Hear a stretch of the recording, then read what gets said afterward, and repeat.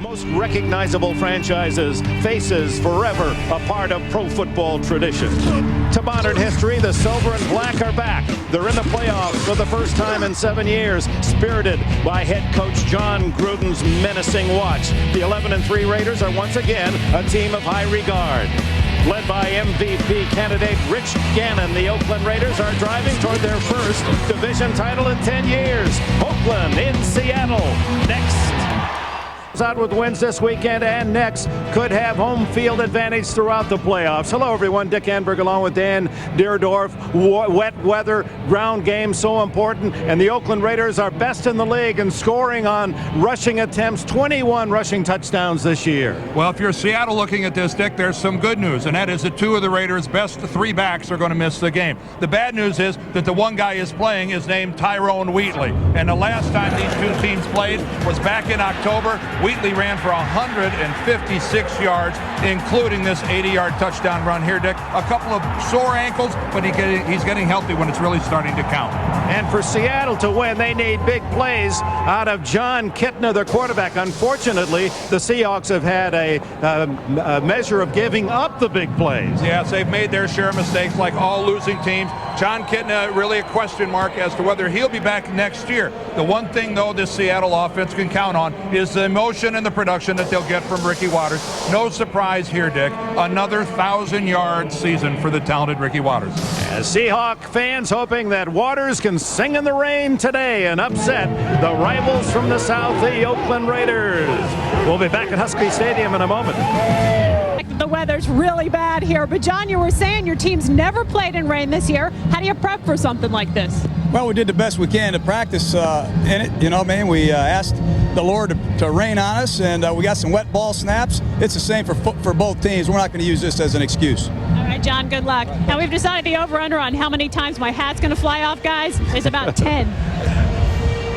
37-year-old Jon Gruden. Earlier, the Raiders dominated Seattle 31-3, knocked both of the quarterbacks out of the game, Brock Huard and Jon Kitna. Kitna came back in, but he couldn't even call pass plays. He didn't know where he was. You heard John Gruden tell Bonnie about they got wet ball snaps during the week. You're going, what the heck is that? What they do is they actually keep a bucket of water out on the practice field and dunk the football into the bucket of water before the center quarterback exchange, trying to get Barrett Robbins and Rich Gannon accustomed to handling a very sloppy and a very wet football. It's a smart thing to do. One of the reasons the Raiders are in first place in the West, they have won the field position battle off the kickoffs, with Janikowski hitting a lot of touchbacks for the Raiders, and David Dunn doing a terrific job returning kicks for the Oakland Raiders. He's averaging over 25 a return, as you saw, and has a touchdown this season. Dick, you've been doing the National Football League longer than I. One question for you.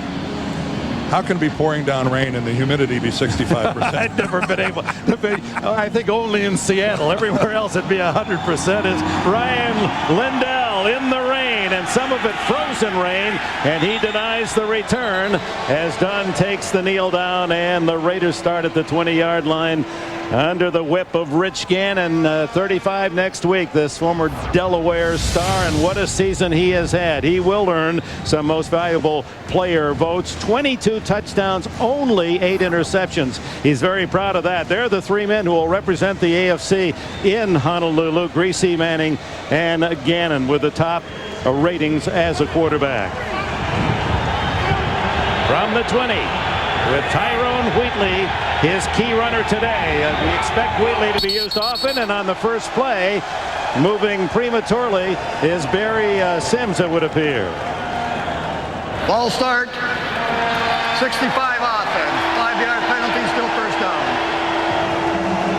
While it's a late arriving crowd, there's still plenty of noise, and here's the starting lineup for Oakland. Sims, Wisniewski goes to his 8th Pro Bowl. Robbins, Collins, Lincoln, Kennedy. Some thought he should be going to Honolulu. Wheatley, the top runner, closing in on 1,000 yards. Crockett, the great Tim Brown with Chet outside, and the tight end is Ricky Dudley.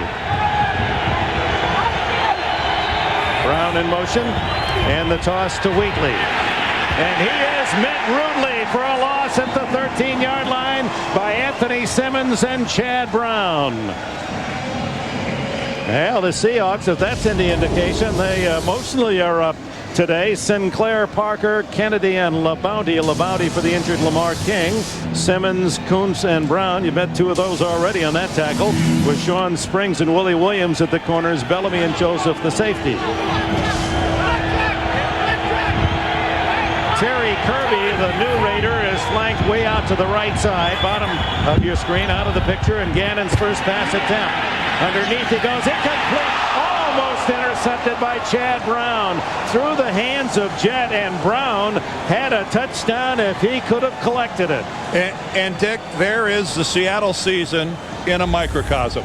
Those are the plays that winning teams make, and teams that just struggle all year don't, because this ball just drops right through the hands of Chad Brown. And this is a guy that's been in the National Football League for 8 years, has been to Pro Bowls. That is an automatic 6 points. 3rd down and 16. Randy Jordan in the backfield, and he gets the call and runs through tacklers out to the 31-yard line, and a first down. Oh my, 3rd and 16, and a handoff up the middle, and Jordan gets 17. And this is nothing more than power football right off left guard. Why not go right behind Sims? Steve Wisniewski, your Pro Bowler at left guard. Barrett Robbins, the center. And look at Lincoln Kennedy, 15 yards downfield. Look at this play. There's Wisniewski right there. Doesn't get much of a hit on Chad Brown, who kind of overruns the play. Well, that's demoralizing for a defense to have somebody on 3rd and that long just do a simple buck play off left guard and run it for a first down. Anthony Simmons, the leading tackler for the Seahawks, has left the game. They're looking at his right ankle. First down just across the 30 for the Raiders.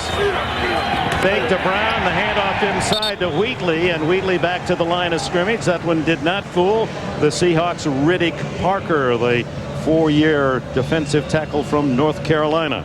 Well, this Seahawks defense is ranked last in the National Football League. Those rankings are based on the amount of yardage that you give up. So in that sense, it has been a very, very poor year for the Raiders. Steve Sidwell, their coordinator, said we better get better than the last time we played the Raiders. Defensively, we were just pathetic. 2 tight ends. Gannon throws. Incomplete, intercepted on the ricochet. It goes to number 55, Marcus Bell, and Bell is all the way inside the 10 before Jeremy Brigham can make the tackle. And Gannon's hurt. Oh, Gannon down. Oh, Rich Gannon came over to try to get involved making the tackle. And right now, it's a big story for Seattle, but the story right now is Rich Gannon down on the ground.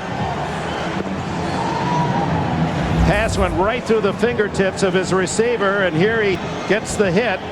Rich Gannon, as you can see, just somehow something happens to his right leg. Look at him clutching his right knee, still on the ground. Extreme concern on the Raider bench. Gannon was able to jog off under his own power as they attend to him. Injured while being blocked on the interception return. Only the 9th interception all season thrown by the Raiders. They were lowest in the league coming in. Great opportunity, Seattle, from the 11 of the Raiders. A handoff to Waters, and Waters picks up almost 6 on first down before Eric Allen can make the tackle along with Marquez Pope. All right, let's go back and look at that play. This is Andre Rison, who's going to run a quick slant right here. Gannon delivers the ball. It might be a shade behind him, but basically hits him right in the chest, and caroms right over to Marcus Bell. Then here we are to conclude. I think he's going to step right there. You saw Rich Gannon. He stepped on the right ankle of Chad Brown. And it was when he stepped on his ankle when he appeared to injure himself. 2nd down, and Kitna is drilled by Tony Bryant. Bryant, the defensive end from Florida State, with the sack. He now has 5.5, just a sack behind the Raider leader, Grady Jackson. John Kitna from Central Washington and Ellensburg, NAIA, and you can see 16 touchdowns, but you just can't be in the minus pool. More interceptions than touchdown passes. Last week, a typical week, 3 fine touchdowns, but also gave up 3 picks. One of them a touchdown the other way for Denver. 3rd down and a dozen. Into the flat, complete, and fighting into the end zone for a touchdown is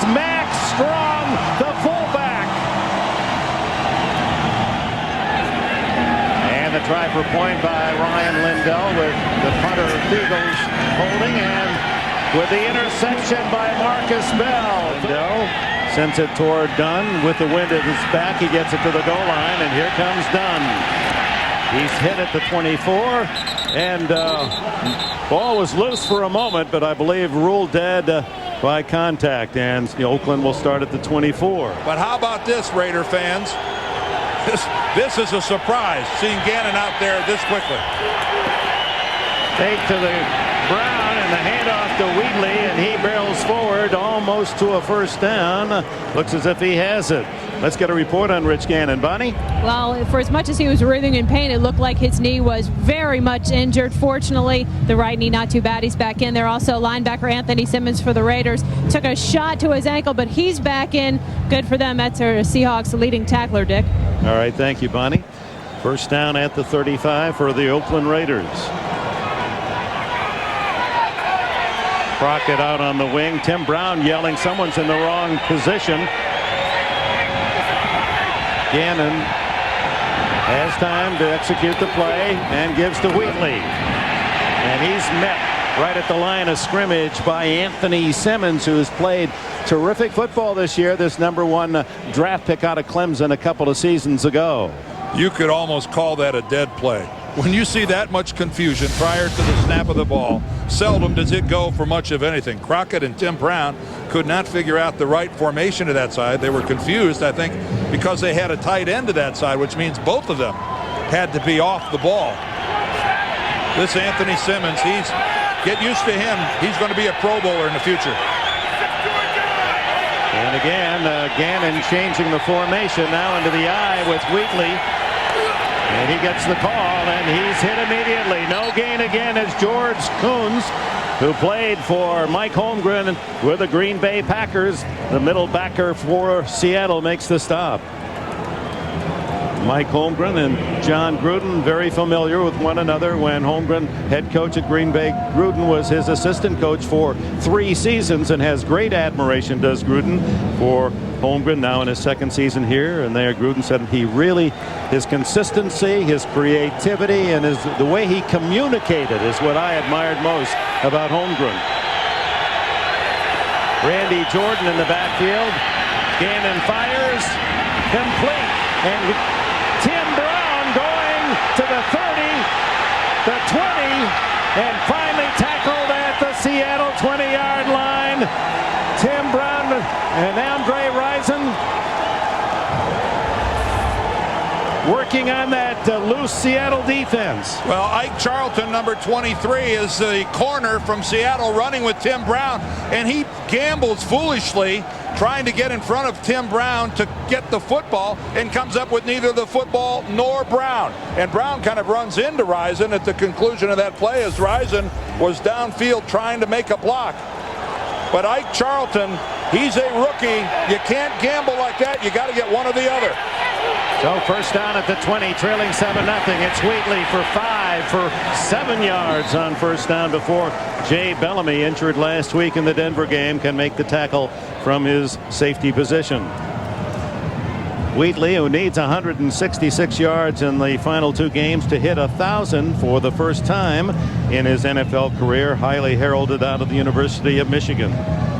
Well, everybody knows he was the #1 draft choice of the Giants, and it didn't work out there. And you're right, how sweet that would be for Tyrone Wheatley to finally say he earned 1,000 in the big league. On 2nd and 3, Wheatley again. Nothing this time.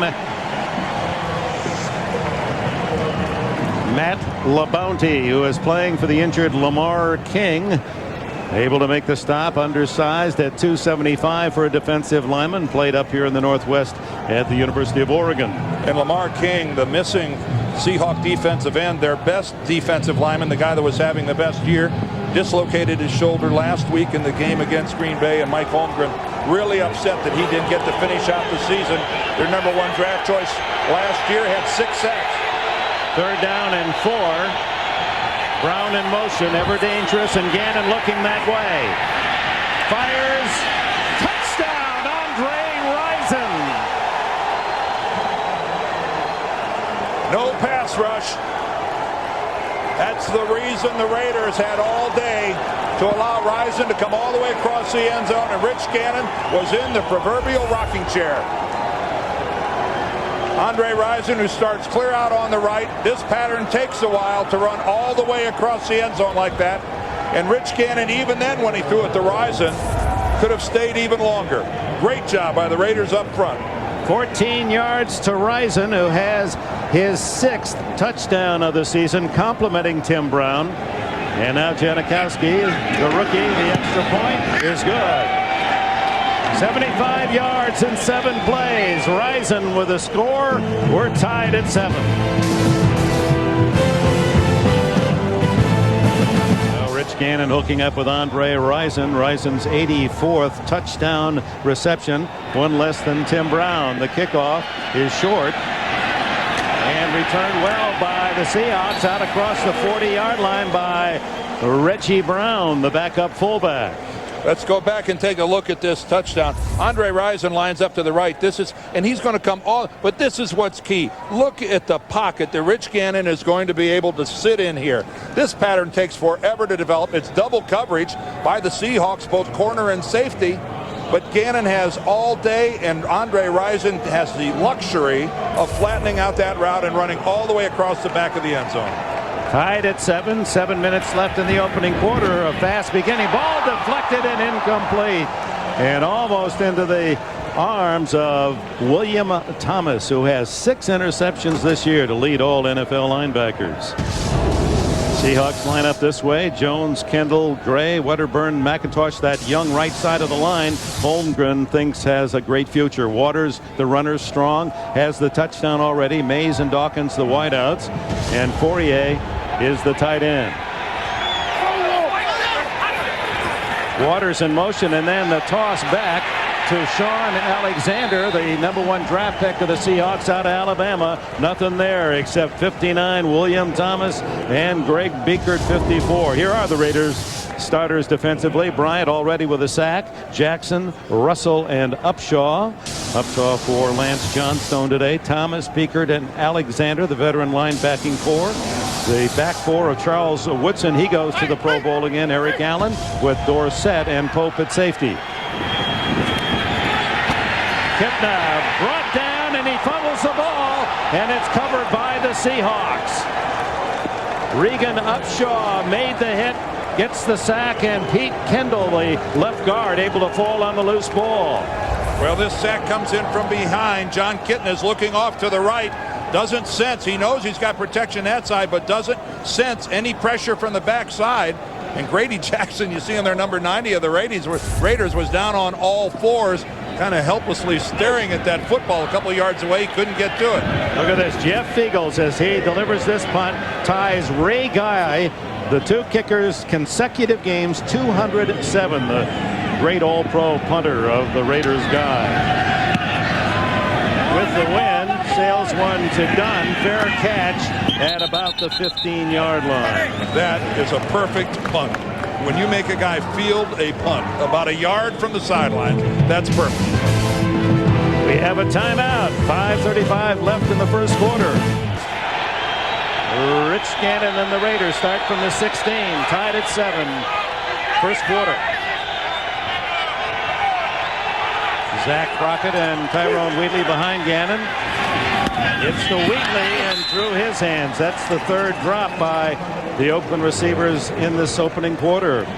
We invite you to visit NFL.com for a unique experience. Auctions with net proceeds. Tim Brown and then the touchdown pass to Andre Rison have been the lone bright spots here for the Raiders. They're playing like a team that knows that they beat this team 31-3 last time. Their intensity level needs to pick up. That's done in motion, and the toss is to Wheatley, and what a hit by Michael Sinclair, the veteran from eastern New Mexico. Well, that's the kind of emotion that Mike Holmgren was hoping that his team would show here today defensively. Good lead block out front by Barry Sims, but keep in mind now that Michael Sinclair is coming all the way over. He's the defensive end to the far side of the formation.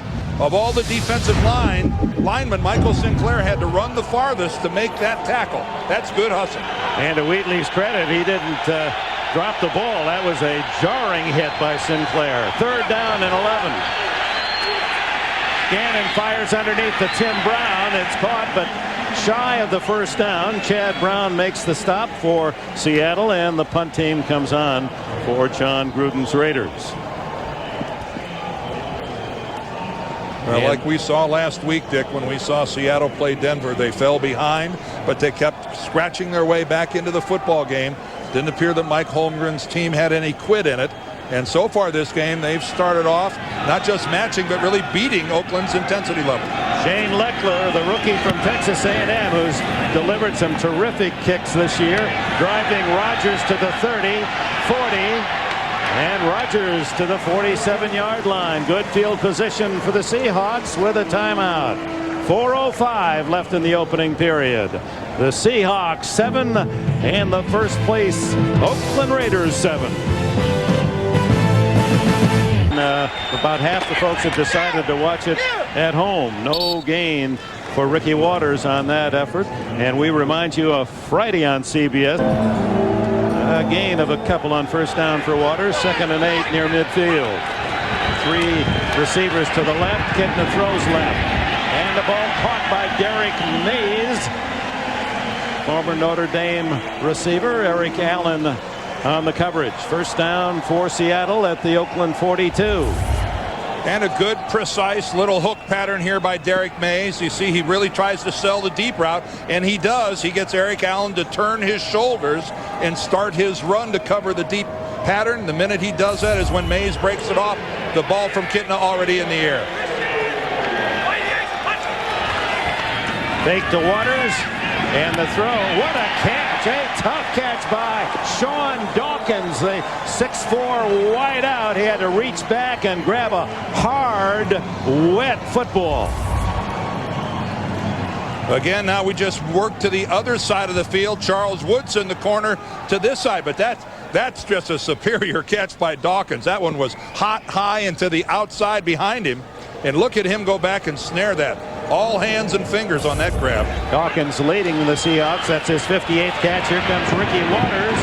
Can't turn the corner. Cuts back to the 28-yard line. Ricky Waters, part of the Notre Dame national champions in '88, a #1 pick by the 49ers at San Francisco, at Philadelphia, at Seattle, 1,000-yard rusher. He has been a solid pro. Yeah, he really has, Dick.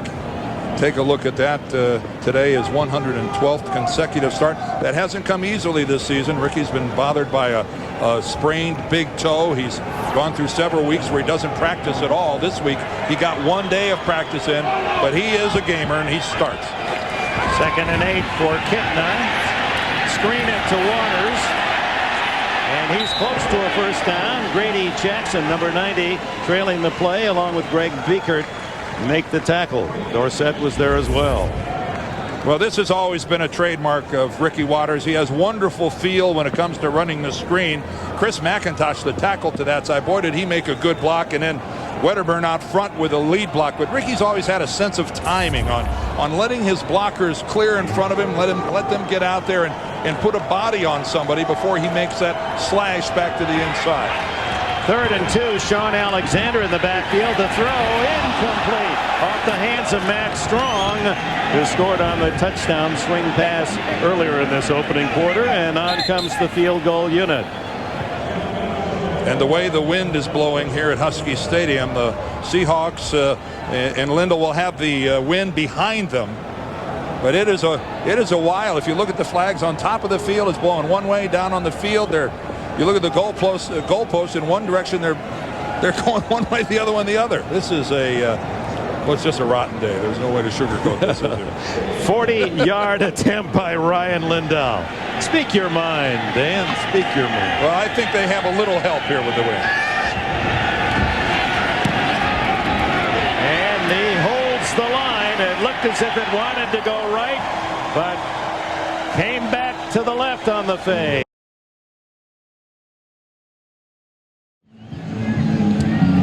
The luxury of having the wind at their back for Seattle will end in 58 seconds.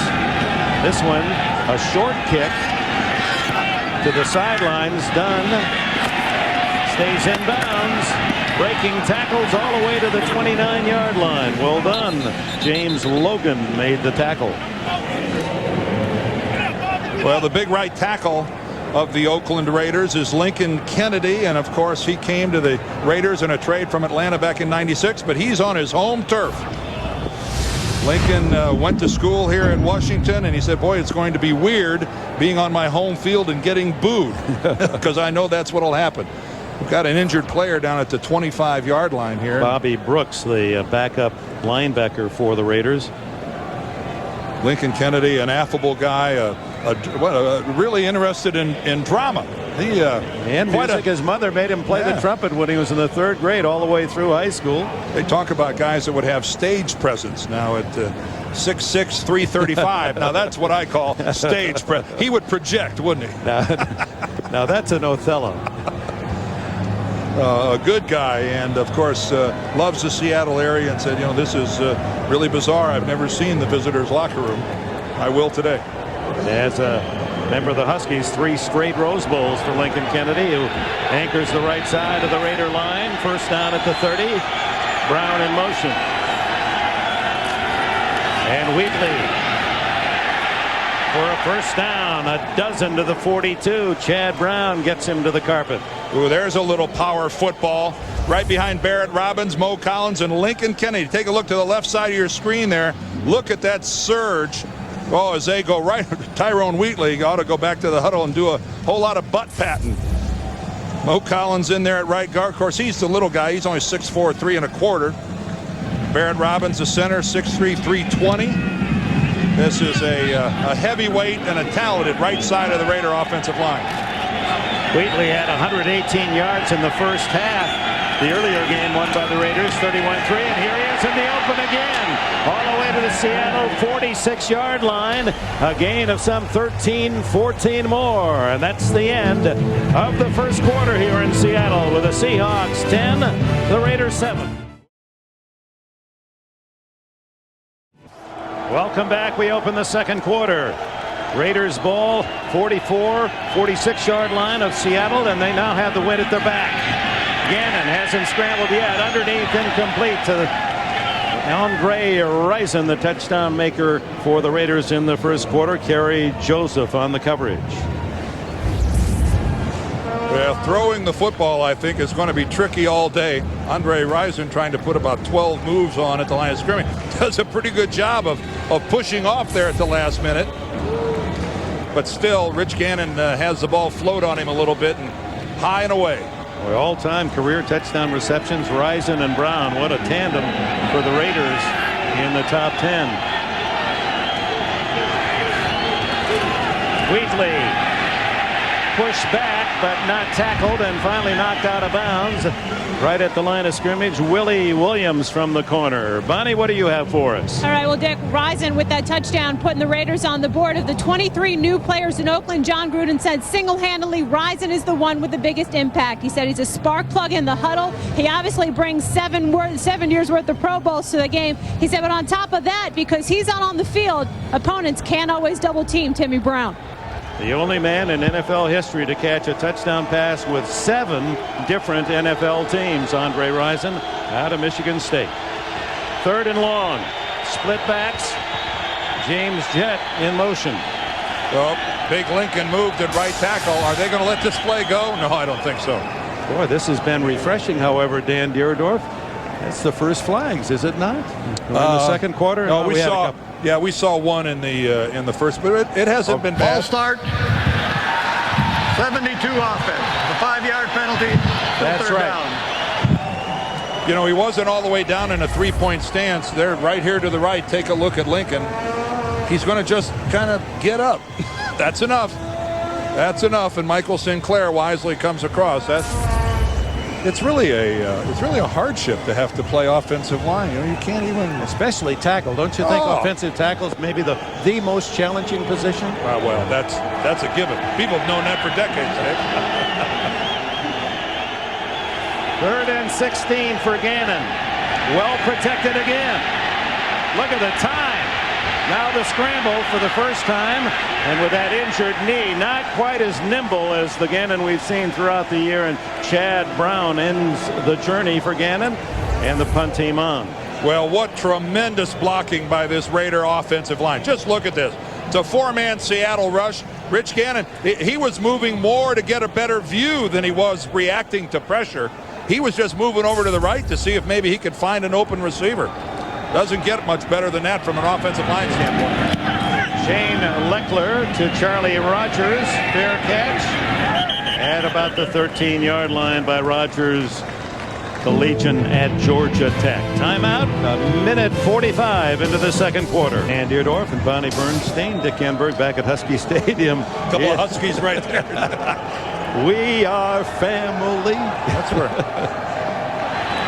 Breaking into the open is Ricky Waters, and finally dragged down by Eric Allen. But Waters improving the Seahawk field position out to the 26 behind a block by Sean Dawkins.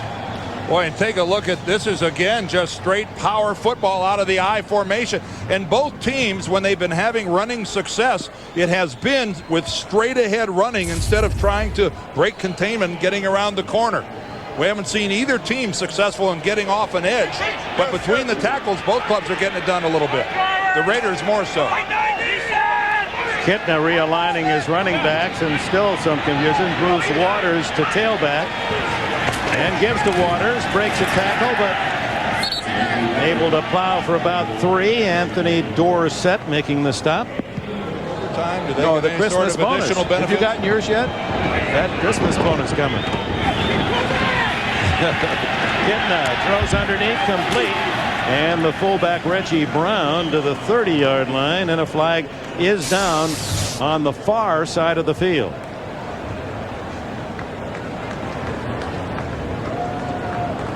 Offside against Oakland. Offside, 96 defense. 5-yard penalty, still second down. Big Darrell Russell, the middle of the Raider defense at tackle.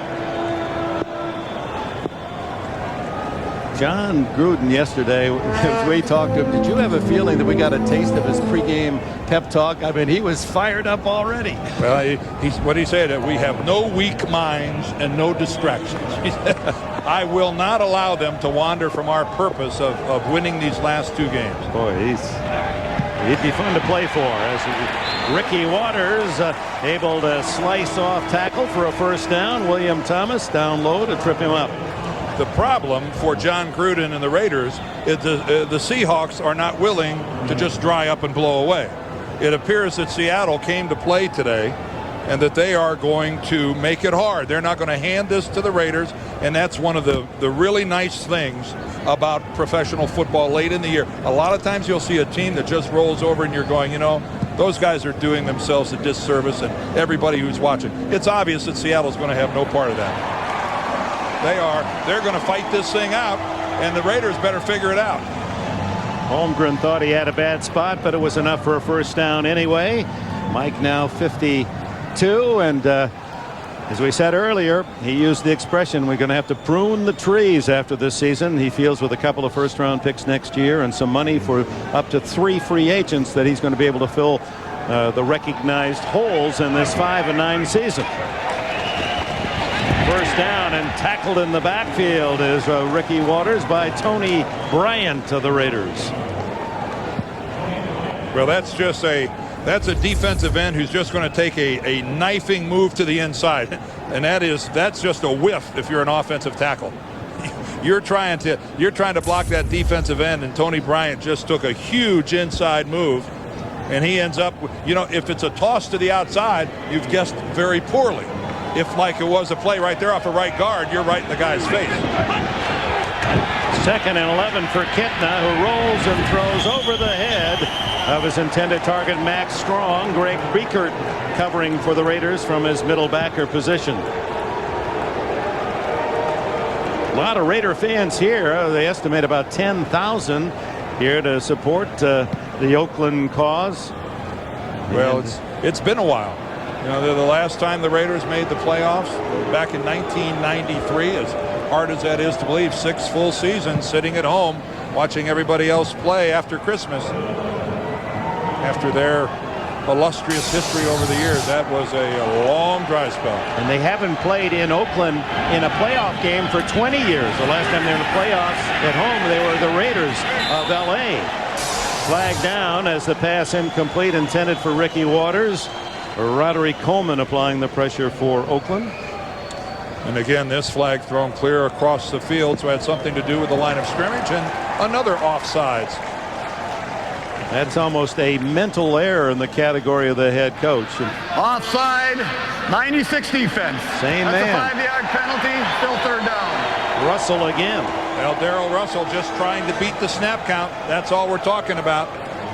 He's trying to anticipate the snap count. Here's Darrell Russell right here. Watch him leave just a fraction early. Watch him go right there. That puts him into the neutral zone when the ball is snapped. Howie Long was as good at that as anyone without getting penalties. And Alan Page, another one that comes to mind. Kitna then to throw. Nobody there. Between Waters short and his receiver Long. Waters short, receiver long. I think we can see the curvature of the earth from up here if we really look closely. We don't want to complain about our environs here, but it is high. This is the highest I have ever been to cover a football game. The seagulls are flying below us. David Dunn back at the 15 as Spiegels to punt. Raiders have blocked some kicks this year, and they get this one. And it's out of bounds at the 23-yard line. Bobby Brooks, who was injured earlier, smothers it off Fiegel's foot. And Bob Casulo, the special teams coach, goes nuts on his sidelines. Boy, that'll make your day, won't it, Bob?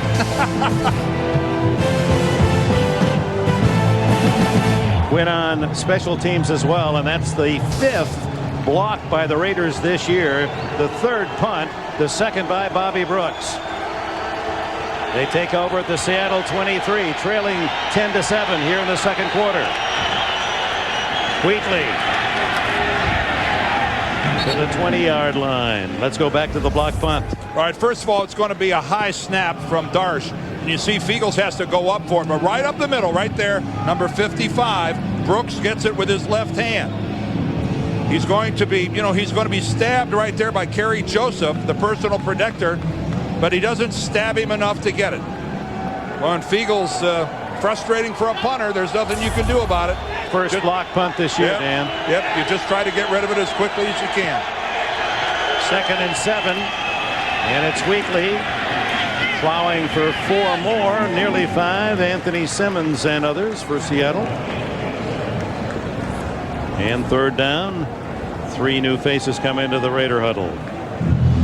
Well, and the Raiders now, with Wheatley coming out of the game, are going to go into a spread formation. But it really has been a combination that the Raiders, because of injuries, haven't been getting to use as much as they wanted to with Wheatley and Napoleon Kaufman. Kaufman's out of this game because of a knee. Wheatley's missed his share. Together, they're a formidable duo. On 3rd and 2, Gannon to throw for it. Plenty of time. And then he scrambles for the first down at the 10-yard line. And that's what Gannon has done all season long. You cover his receivers, 3rd down, and he still picks up the first down. A young Rich Gannon just ran. He got back there and he just loved. But this is running from necessity. And what he does so often is just move the chains. Talk to John. Keep in mind, this is a guy that on Wednesday is going to be 35 years old. And talk about blossoming in your 30s from an NFL standpoint. And Rich Gannon is as deserving of the MVP as anybody in this league this year. 1st and goal from the 10. Wheatley back in and gets a yard or 2. 3 blue jerseys led by cornerback Sean Springs and the safety Jay Bellamy. The first 2 guys that come to my mind, Dick, when I think about league-wide MVP, Rich Gannon is one of them. Marshall Faulk with the Rams is another. There's a guy that just can't do any more for his club. And, I'm sure other people get noticed, but when you really break down what Rich Gannon has done for the Raiders, this guy, keep in mind, he's the only quarterback that has even completed a pass for the Raiders this season. He's second to Donovan McNabb of the Eagles in rushing. Nearly 500 for Gannon. Second and goal. Again, all day to throw. And incomplete. Intended for Tim Brown or Ricky Dudley. They were both in the area. Tim Brown, what a classy player he has been from day one in this league, and now nearing 850 career catches. He's played in 123 straight games. He's been around so long, a lot of folks forget he set all of the punt return records for the Raiders before they finally relieved him of that duty and made him full-time wide receiver. Third and goal. Gannon gets away from one, but not another. And that knee, no question, that slowed him down. He would have been in for a touchdown on a healthy knee. I could not agree with you more, Dick. No question. But at the 5-yard line, when he breaks the tackle at the 10, I think this is an automatic touchdown. I don't think there's a... Watch Rich Gannon. He's going to leave the pocket, come right at us, and right there at the 10. I thought it was a given. But he comes to a stop, and Jay Bellamy, the safety, it comes over and pretty good hit on Gannon. He doesn't wrap up. But I thought Rich Gannon was in the end zone for sure, and there's no doubt he's favoring that right knee that he injured in the first quarter. Yeah, there's no more than an extra point. This field goal try by Janikowski to tie the game. 20 yards. Flag down, flag down. And delay of the game. The Raiders will have to try it again from 25 yards. Gives us a chance to talk about what they've done in this particular department. Two rookies, Leckler the punter, averaging 46 punt, an average of 46 yards a punt, and then this man, Sebastian Janikowski from Florida State, who started slowly but has made 14, make it 15 of his last 17, counting the one earlier today. Do they have 255-pound Seabass? Probably. Because he's a big one. He really is. 255, they say, this rookie. It's tied here at Husky Stadium with 6:04 left before the intermission. Slips to the outside and then dragged down by one leg at the 27-yard line by David Dunn. And with it, a timeout. Much at stake for the Raiders. They're in a tie game. Second quarter, just under 6 minutes left, and the Seahawks with the ball at their own 27-yard line. John McKitna fakes the Waters and throws complete. Sean Dawkins flagged down at the 35. William Thomas reaching in to make the stop. Did he get a piece of the face mask? Eric Allen had the coverage initially on Dawkins, and one of the two got a hand on the face mask. 21 reading his lips is Eric Allen. Bernie Kukar looked like he said number 21. This ought to tell us that's Eric Allen there to the left, just locked up one-on-one. And again, Alec kind of leaning downfield, Eric Allen, and yeah, oh boy, he gets it pretty good. That was close to being the 15-yard variety. That's a good example, though, of how big and strong Sean Dawkins is. First down at the 41. Waters couldn't quite get outside away from Elijah Alexander. And short gain on first down. Well, we were talking earlier about how far above the field we are. You can see that rain. That's not even making it to the ground. That's evaporating. Half rain, half snow, and freezing ice. That's the upper deck. Yeah, keep going. You get a good example. You take the highest seat in this stadium. We're probably 30 or 40 feet above that. Swing pass to Waters. And again, Elijah Alexander with a sure tackle.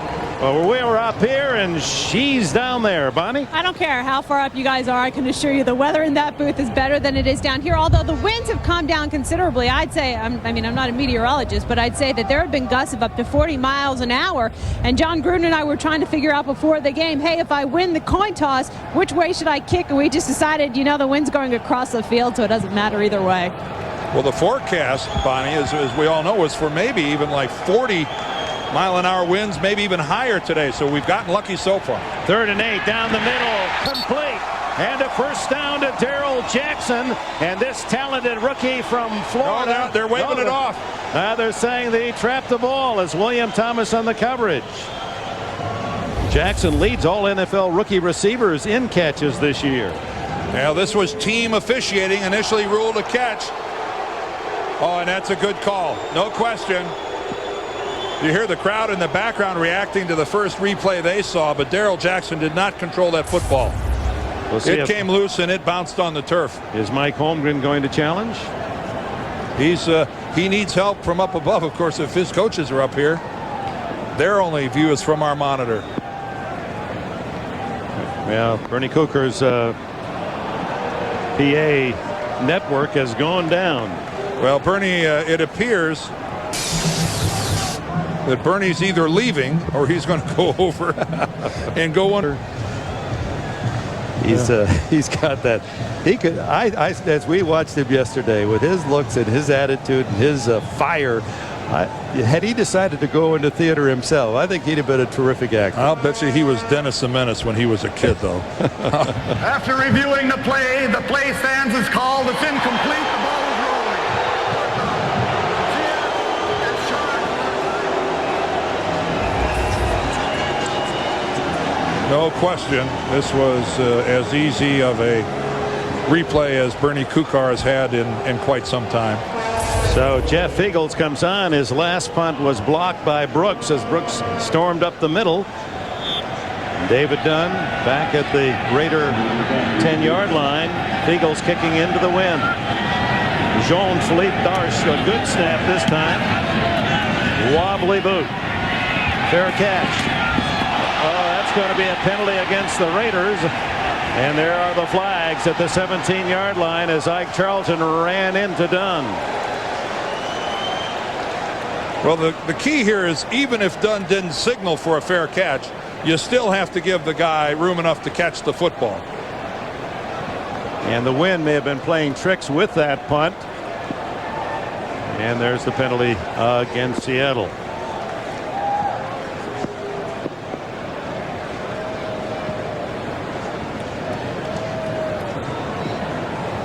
Interference on the kicking team, number 23, 15-yard penalty, first down.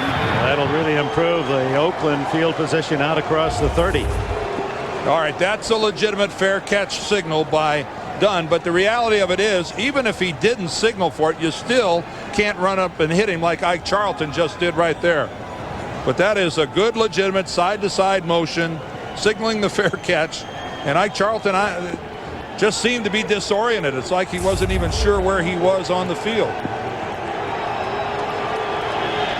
First down at the 33.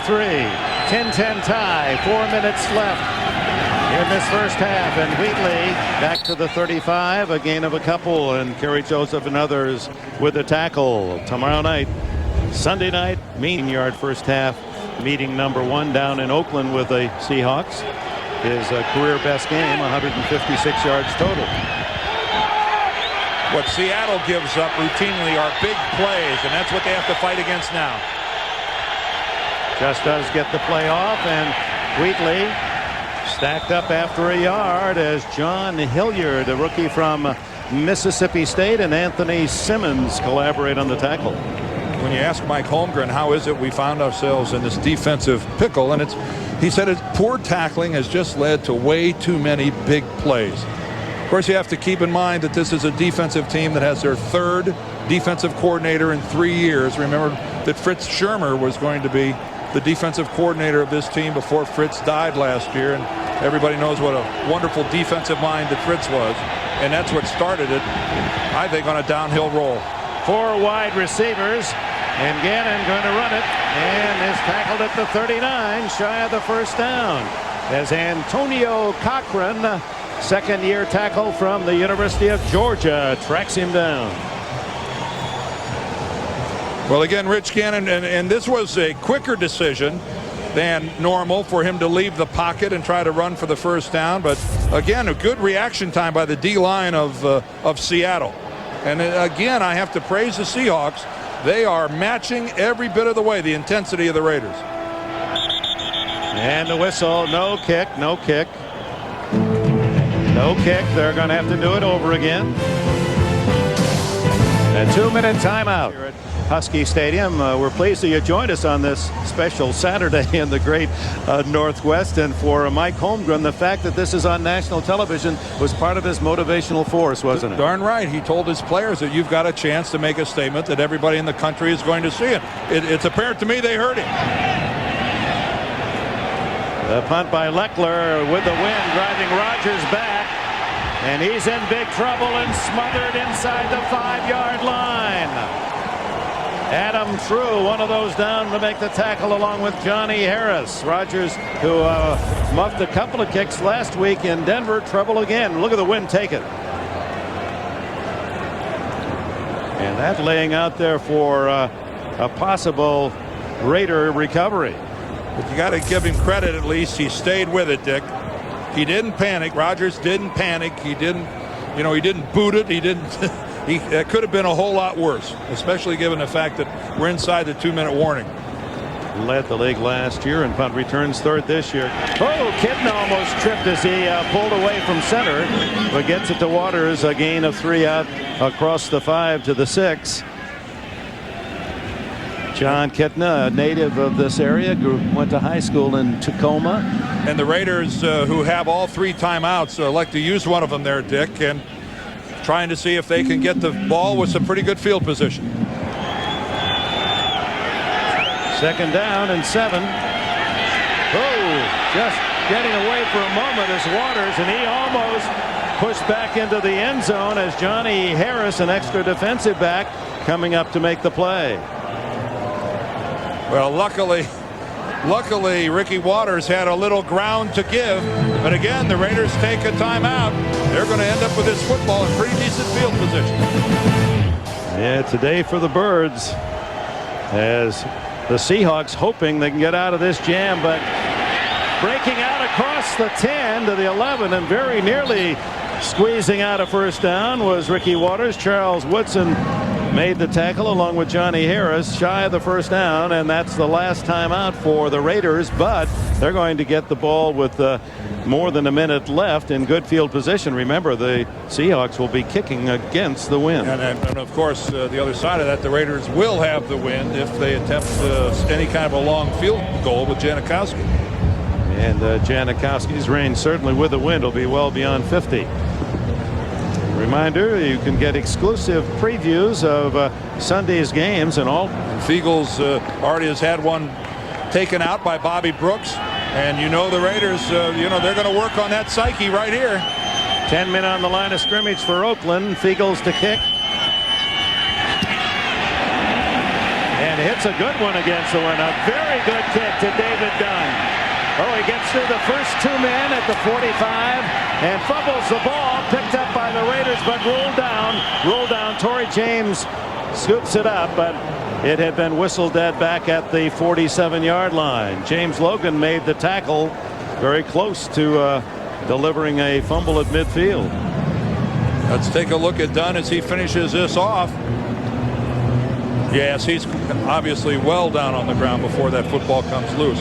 But James did the right thing. You see a ball on the ground, you scoop it and go. And what a kick against the wind. 57 yards by Fiegels, as the veteran has his longest kick of the entire year in these conditions. 56, his previous long. Well, this will make Al Davis happy. Maybe a little long ball. And Gannon winding up, scrambling and tackled from behind at the 47 of Seattle. Remember, the Raiders cannot stop the clock with a timeout. They've used them up. But this is where such a difference with a veteran quarterback like Gannon. Look, there's no panic here. 2nd and 4. And complete to his tight end Dudley, trying to get out of bounds. He does. That was a big part of the play. Out of bounds inside the 35. Jay Bellamy ran him out. And finally, Ricky Dudley becomes a part of the offensive happenings for the Raiders.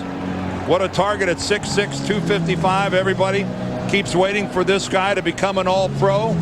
And again, this is a big play. Smart play, getting out of bounds. But again, the reassurance that Rich Gannon just radiates in an offensive huddle, it's something that seeps into all the other 10 guys.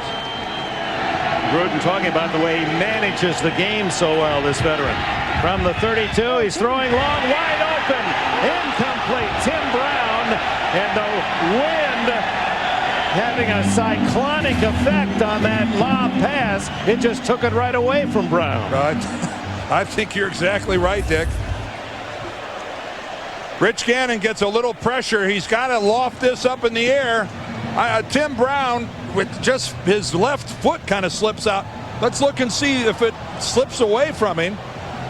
I don't know if Tim would have been able to keep his feet if he'd have got to that football or not. But I think maybe he would have. I think that's more of a case of Brown slipping than the wind. 37 seconds left in the half. A 10-10 tie. Gannon throws it away. Well away. He had Tim Brown in the area. It's Tim Brown. You got to keep your eyes on him in motion. The pump and the throw down the middle to Brown. Incomplete. Almost picked off by Reggie Tongue. Leaping in front of Brown. Boy, and that looked like Reggie Tongue's football all the way. I think he's got both hands on this. He's going to read this pattern and break in front of Tim Brown. And no, that would have been a tougher interception than it initially looked like. That was just a good, solid play by Reggie Tongue. He didn't bite on that pump fake the other direction. It will be then a 50-yard field goal attempt to take the lead by Sebastian Janikowski. He's kicked 154, as you can see, earlier this year. It's hooking and no good. Wide to the right and short. Yeah, it was way short. That field goal not only was way offline, it was that baby was a good 5 to 8 yards short. This is the one where if you're a golfer, you hope it bounces off the trees and comes back into the fairway. Know the feeling. Been there, done that. So, and they get the ball at the 40-yard line, the spot where the field goal attempt was made. Kitna underneath, incomplete. Ricky Waters over the middle. Beekert covering.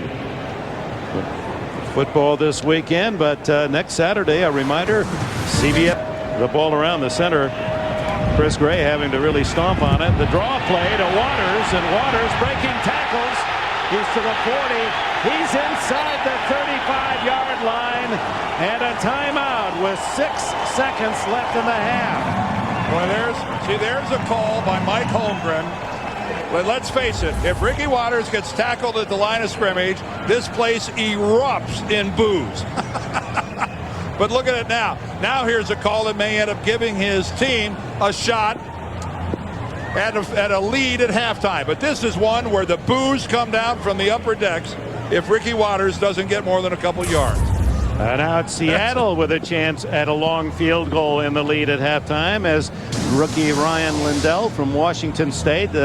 He grew up in Vancouver, Washington, so he's well accustomed throughout high school, college, and now as a young pro to these conditions. But this length, it would be his longest. And 52. The danger here is you try to drive a long field goal low. Watch out for the block. It is good. Good. Oh, my. Not a bad call, Mike, with that draw. What? I think the advantage is always it goes to the more talented team, and that's the Raiders. And, they should win this football game. But right now, as we look at the halftime statistics, you see that the Raiders are running the ball effectively, but Seattle will not go away. And, of course, the one Raider turnover resulted in a Seattle touchdown after that interception. So you have to commend the Seahawks, Dick, for the way they have played with emotion, the way they have played hard. They have nothing to gain from winning today's game other than respect. And remember, the Seahawks are last in the NFL in defense. They've allowed more yards than anyone. The Raiders unable to take advantage thus far as Kerry Joseph and Charlie Rogers line up to receive the kickoff, and we're underway in the second half. It spins down to Rogers at the 5. And he's out to the 30, the 31-yard line. Hit by David Dunn.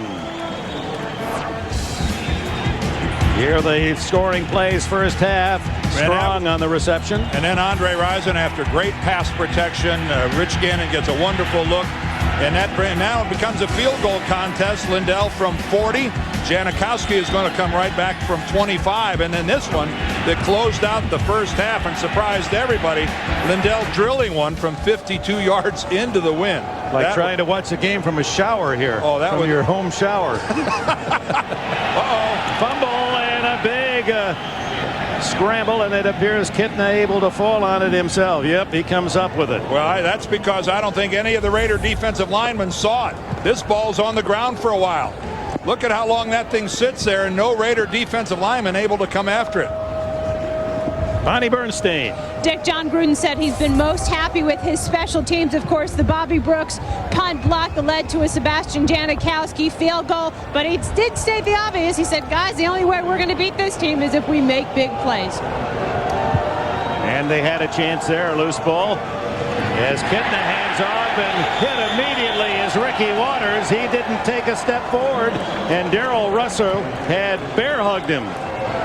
Well, Darrell Russell, remember, he just exploded into the NFL from Southern Cal. A couple Pro Bowls to his resume, although not this year. And again, that's just a knifing slice to the inside. Right in behind the pulling guard, and Ricky Waters, lucky he didn't fumble the football. A lot of times you'll see the ball on the ground when a running back gets surprised to that extent. 3rd down and 15. And it's Waters on the draw.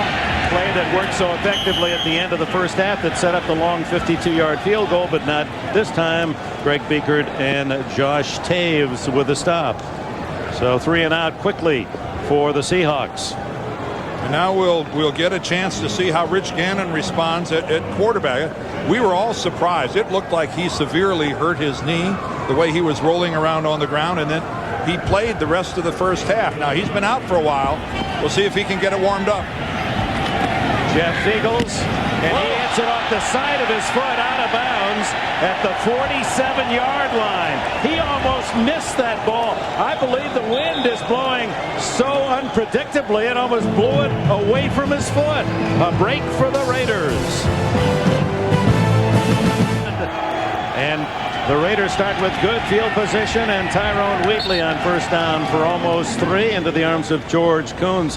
Let's watch Fiegels on that punt try. Well, it wasn't the greatest of snaps from Darsh, but it was effective. It was there. But again, look how the wind catches that football.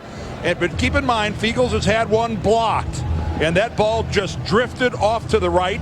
He only hits it with the outside of his right foot, and that is a 100% shank right out of bounds. And the Raiders, excellent field position. 2nd down and 7. Gannon changing his play. Wheatley, the sole running back, he gets the call. Chad Brown with a tackle after a 5-yard pickup. It'll be 3rd and 3. Bonnie? Guys, I was on the other side of the field from where Fiegels made that kick, but I'll tell you what, the wind down here is as bad as it's been since the first quarter, and it's got to be gusting somewhere around 40 miles an hour. Well, you stop and think about it, Bonnie. The guy drops a football. He wants to hit it on the top of his foot. When he hits it with the outside of his foot, how far are we actually talking about the football drifting? 2 inches maybe? 2 inches the difference between a great punt and a dead shank. On 3rd and 3, Randy Jordan in the backfield, but the timeout is called by Seattle. It's the Seahawks' first timeout in the second half. Driving rain now in Seattle, challenging the players and fans. This new field turf, however, can drain 60 to 70 inches of water an hour, so the field is in great shape. 3rd down and short, and Jordan tripped up as he hits the 38. Appears on the early mark. He is just shy of a first down. Jay Bellamy up from a safety spot. Interesting there, Dan. The Seahawks had 1 linebacker, 6 defensive backs on 3rd and 3. Yeah, they were expecting that maybe they were going to see a little play action, but they did a pretty good job of stuffing it right at the line. And I think John Look at him. He's going to hurry up and go for it. See if he can confuse Seattle. On 4th and 1. Wheatley. Oh, it's going to be close. The Seahawks think they are going to get the ball on downs. Well, nothing new. Anthony Simmons was one of the guys right there at the point of attack. He was the first Seahawk to get upfield and kind of disrupt the lead block.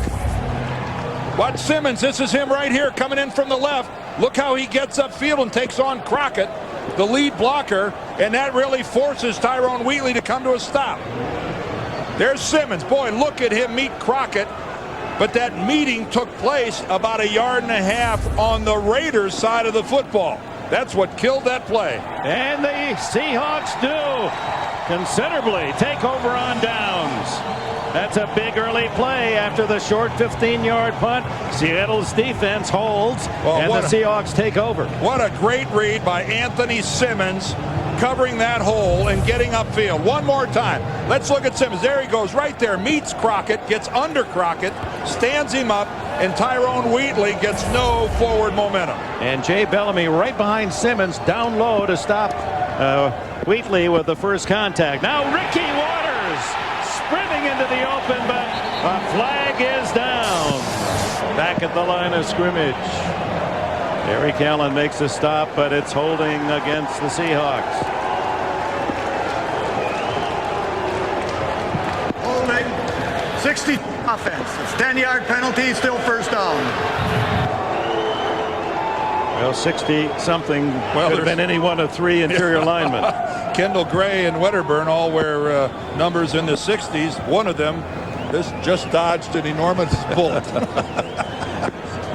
Waters, though, sprinting into the clear. There was only Allen left had that not been a penalty.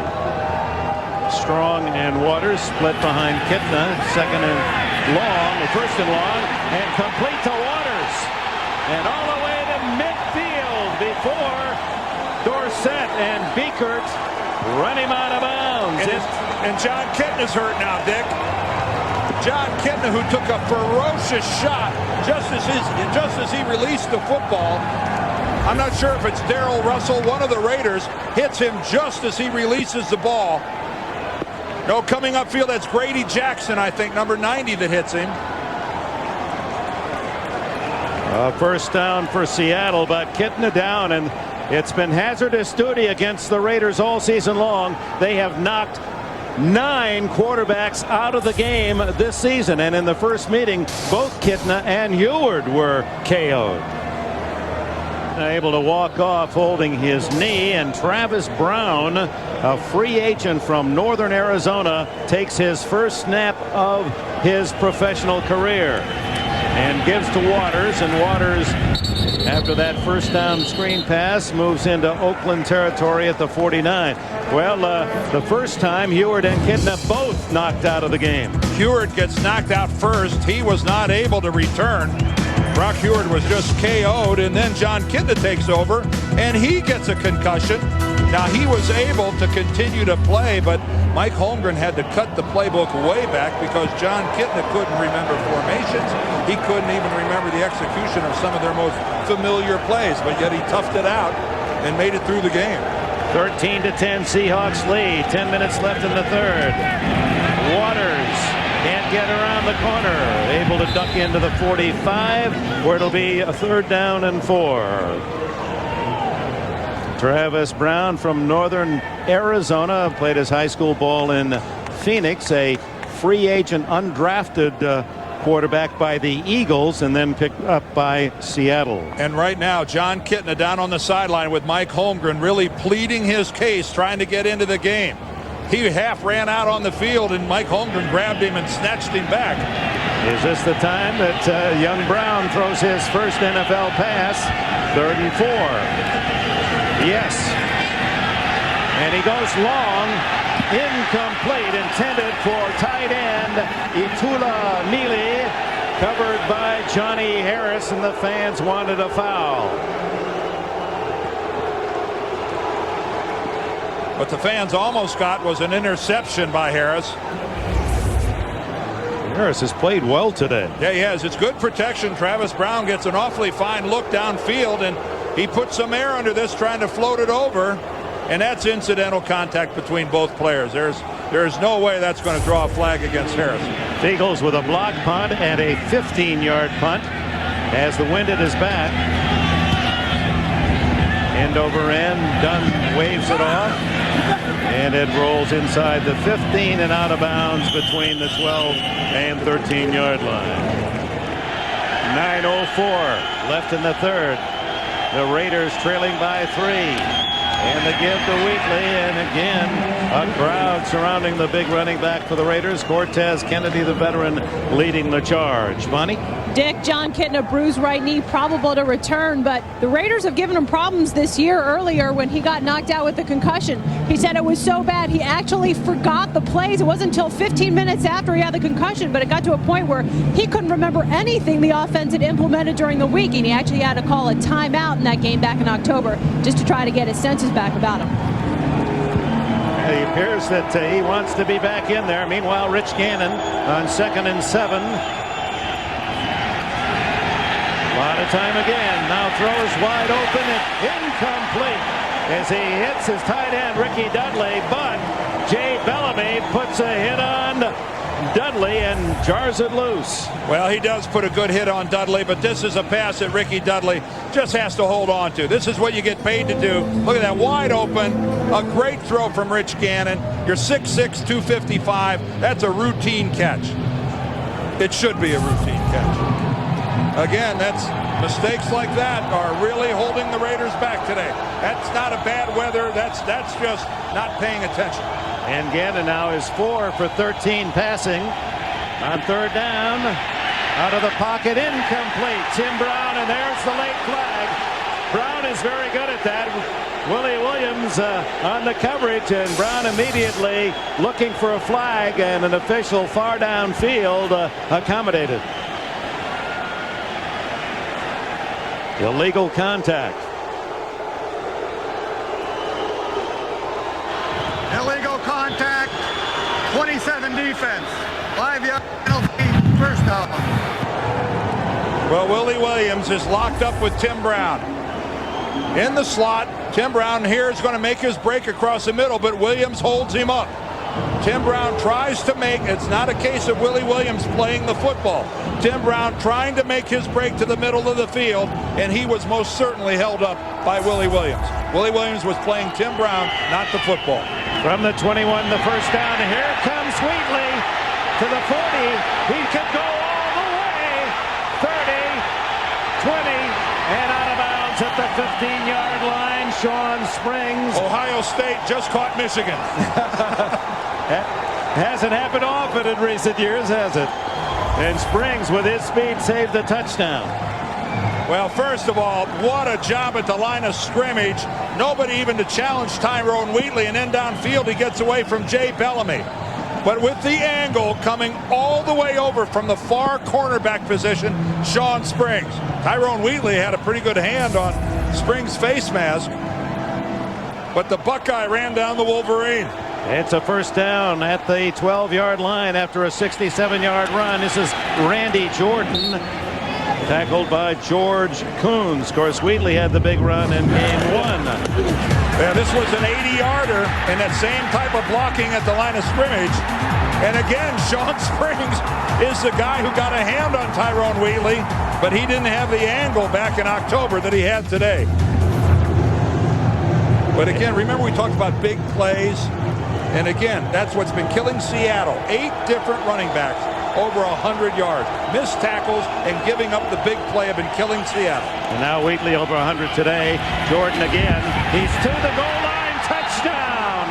Randy Jordan, his 2nd of the year.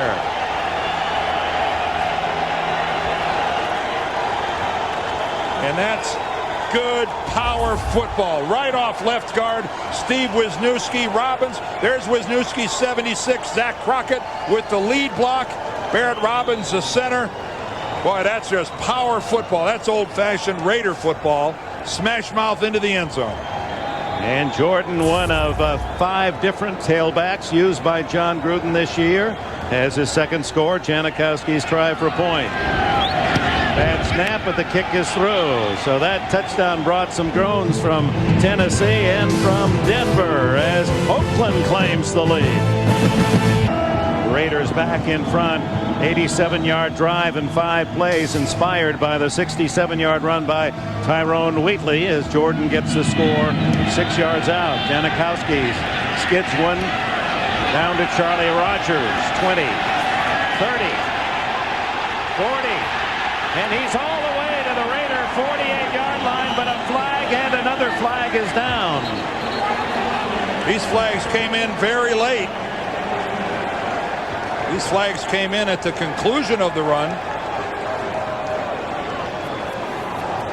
Personal foul, a big one on the face mask. And John Kitna's back in the game for Seattle. And Seattle's going to be all the way down close to the 30. On the face mask, number 37, 15 yards from the end of the run, first down. Johnny Harris, who's had a fine game until now.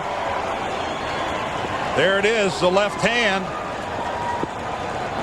Boy, that didn't look like the 15-yard variety. Did I miss something there? That didn't look like he hit it the face mask, but he sure didn't hold it and like drag him to the ground.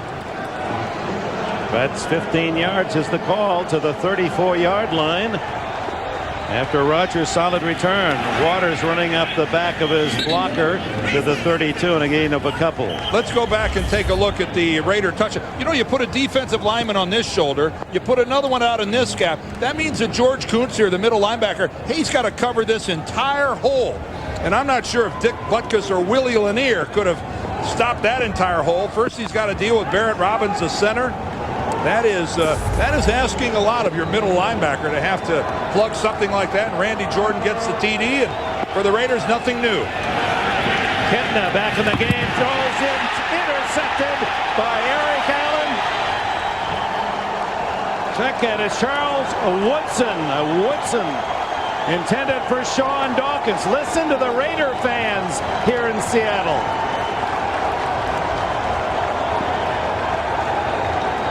Woodson's 4th of the year. Well, it's just Woodson and Dawkins, but look at Charles Woodson. Look how he gets in front of Sean Dawkins. And Dawkins is arguing that he got interfered with by Charles Woodson. But Dawkins stopped fighting, coming back for the football. And yes, there was contact, but it was Charles Woodson who fought through to get to the football. I don't know. Dawkins is pointing down at his feet and hopping backwards. I don't know what that's accomplishing. And off to Wheatley, and he is able to move the pile forward all the way out to the 24-yard line. So the Raiders leading 17-13. They deny Seattle on the interception, and now on 2nd and 4, it is Terry Kirby. And look at the blockers out in front. They had Kirby as they had Wheatley the play before stop. And that offensive line just forges forward for a couple more. Wheatley able to make that run as well. There's Kirby, the newest of the Raiders, who's had some solid seasons. Miami in particular. There's Charles Woodson getting a rest over on the Raider bench. And nothing new that Charles Woodson goes back to the Pro Bowl. This is his 3rd consecutive one. Of course, this is his 3rd year in the league. Heisman Trophy winner. No part of the offense, so John Gruden says strictly a corner. On 3rd and short, diving for the first down is Wheatley. And the Raiders move the chains, and they are building momentum after that long run by Wheatley of 67 yards that led the Raiders to the last touchdown and the lead. Well, you get your submariners, you get your guys going up over the top. Anytime there's short yardage, but boy, the guy who won the elevation contest there was Tyrone Wheatley. Tyrone Wheatley, a big guy that, you know, at 235 pounds, looks bigger than that. 140 yards today, Dan. Well, remember, 156 in the first game. And he figured to play the prominent role in this bad weather of Seattle today. Handoff is to Randy Jordan, and he's denied as Cortez Kennedy and Anthony Simmons take care of him after a gain of a couple. Well, the Raiders now with giving them 2 yards on that carry, now at 198 yards for the day, just 8 below their total of the first game against the most porous defense in the NFL, the Seahawks. You'd look at those rushing totals, and wouldn't you think that the Raiders would just be running away with this game? But it's 17-13 with 3.5 minutes left in the third. Gannon loses the ball. It's right to the Raiders. Oh, my Sims, Barry Sims, playing a tackle, able to fall on the ball after it squirted out of Gannon's hands. Rich moving to his left, and he goes to pull back to throw. He found somebody he wanted to throw it to, and he just lost his grip on the ball. And again, there wasn't anyone from Seattle who saw it in the first second or so that it was on the ground. A fortuitous roll right to a Raider. 3rd and 10. Shovel pass complete, and it's Jordan. 50, one man to beat. Randy Jordan. Caught from behind. What a tackle by Reggie Tongue, just clipping the heels of Jordan, and we have a flag down back at the 40-yard line in Seattle territory. The play fell off his pocket. There is no penalty. I was going to say, Rich Gannon picked up that flag and carried it about 10 yards downfield and handed it to Bernie Kukar. You heard the explanation. There is no flag. There's the old shovel pass. That's not Lee Gross Cup. That's Randy Jordan taking off with that. And boy, what a fine block downfield by Zach Crockett on Bellamy. And again, like Sean Springs before, this time it's Reggie Tongue that has to save a TD. 55-yard play. And Wheatley fighting for every yard to the 11-yard line, and Kerry Joseph George Kuntz with a stop.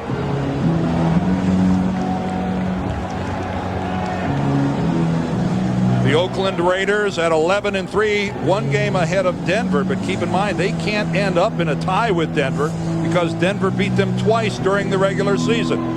The Raiders, with a win today, still have a shot at home field advantage all the way through the playoffs. To get that, though, they'd have to win next week and hope that Tennessee loses one of their remaining 2. They host Carolina in Oakland next Sunday. See, Tennessee is the #1 seed in the AFC. For both of those clubs, Denver at Kansas City tomorrow, and then they close out against the 49ers. 2nd and 8. Tim Brown territory, but they give to Wheatley. And Wheatley throws the ball, and it's recovered by Riddick Parker of Seattle. Oh, there's a huge break for the Seahawks. There's no official signal, but as you could see, there was Parker rolling and the ball right in his mitts as Chad Brown was the one who ripped it free.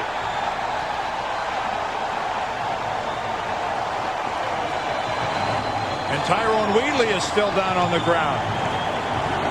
Tyrone Wheatley is still lying prone.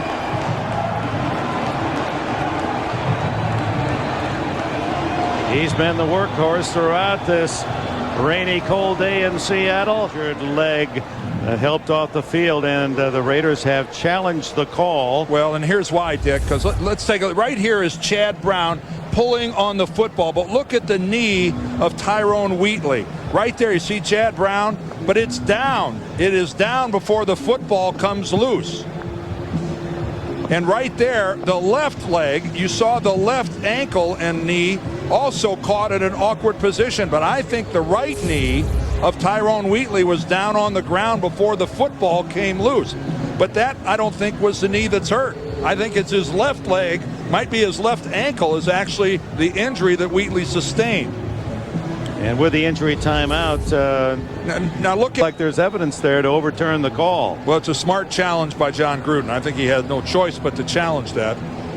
But I tell you, a bigger importance here than this particular challenge is the health of Tyrone Wheatley.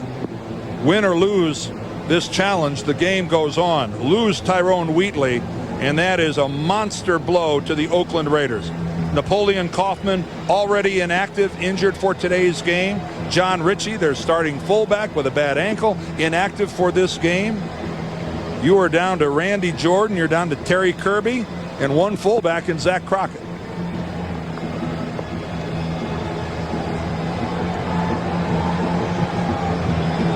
And Wheatley, who has been the leading rusher for the Raiders throughout this season. And those are the looks and the faces of concern as the Mesting call by Bernie Kukar. After reviewing the play, the runner was down by contact. His knee was on the ground before the ball came out. The ball will be placed on the 7-yard line. I think Bernie Kukar, folks, just looked at what we looked at right here. Right there, the right knee is on the ground and the football is still in the arm of Tyrone Wheatley. And that is, that's an effective use of the instant replay system. But the biggest story is right there, Tyrone Wheatley. How badly is he injured? And again, you look at that right knee and you think that's the problem, but it's that left leg. Whether it be the knee or the ankle, I don't want to speculate, but that left leg pinned back underneath Wheatley seems to be the problem. Tyrone Wheatley with 145 yards today of offense. So now it's third down and a long 3 at 5 yards now. At the scoreboard says 3. It's 5. The give to Jordan. No. The fake. The throw. Intercepted. Oh my. Isaiah Kazavinsky. Michael Sinclair appeared to hit the arm of Gannon. And Kazavinsky, the rookie from Harvard, has hit. Leaguer one to go to Notre Dame now from his own end zone. Kitna throws out complete to Fourier, the tight end. He fumbles the ball, and who has it? Fourier able to fall on his own error as Charles Woodson ripping at the football. With this weather, we're going to see most anything. Well, Christian Fourier, aptly named right here, as this ball comes right back to him. Whoa, I hate to go over to the sideline. Charles Woodson knocked that baby loose. With less than a minute remaining here in the third quarter, a gain on the play of 8. And now Waters has the first down on what should be the last play of this third period. Roderick Coleman, defensive tackle, makes the stop, and that will be the end of the third quarter here at Husky Stadium in rainy Seattle, with the Raiders leading the Seahawks 17-13. We'll return to the Great Northwest right after this word from your local station.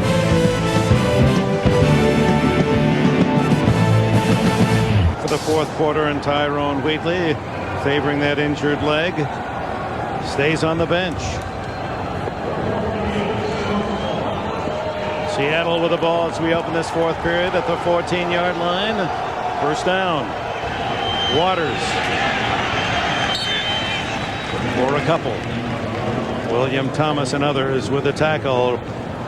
Tyrone Wheatley, what's the latest report, Bonnie? Well, they haven't really given us a definitive diagnosis. The Raiders have just said a left knee injury. A couple minutes ago, they had him laying down on one of the benches doing all of the tests to dictate whether there was any type of ligament damage. His return is questionable, but guys, the way he's been limping on the sidelines, I'd say it'd be a tough one to see him come back. All right, thank you, Bonnie. Well, Tyrone came into this game and has been working the last several weeks with a pair of sore ankles. So now he adds a knee to that. Kitna dragged down by Marquez Pope, who comes in on a safety blitz. Well, that's the way you draw it up. That's exactly the way you draw it up. Marquez Pope coming in right here, going to knife right up through the middle. You notice the gaps being covered on both sides, and John Kitna absolutely no shot at recovering from that. Timing is so important on a blitz, and Marquez Pope just snuck a little closer to the line, timed it perfectly on his break. They've gone without allowing a sack, Seattle, for the last 2 games, but 3 today. Raiders with 41 sacks on the season. The handoff to Waters out to the 15-yard line, but they needed 18 for a first down, and the punting team is put to use again. Josh Taves makes the tackle for the Raiders. Just an added note on Wheatley. We mentioned how close he was moving to his first ever 1,000-yard season. He had 146 yards to this point through 3 quarters. That's only 20 yards shy of the 1,000-yard mark, and now he's making his way apparently toward the locker room. But he's walking and he's putting pressure on him. Beagles, and now he throws the ball, but there's no one there. Incomplete. Well, not only. And the linemen were all downfield anyway. Yeah. You only had about 8 people, ineligible receivers downfield, Jeff. And the Raiders are going to have terrific field position now as they take over on downs deep in Seattle territory. Kicking downfield.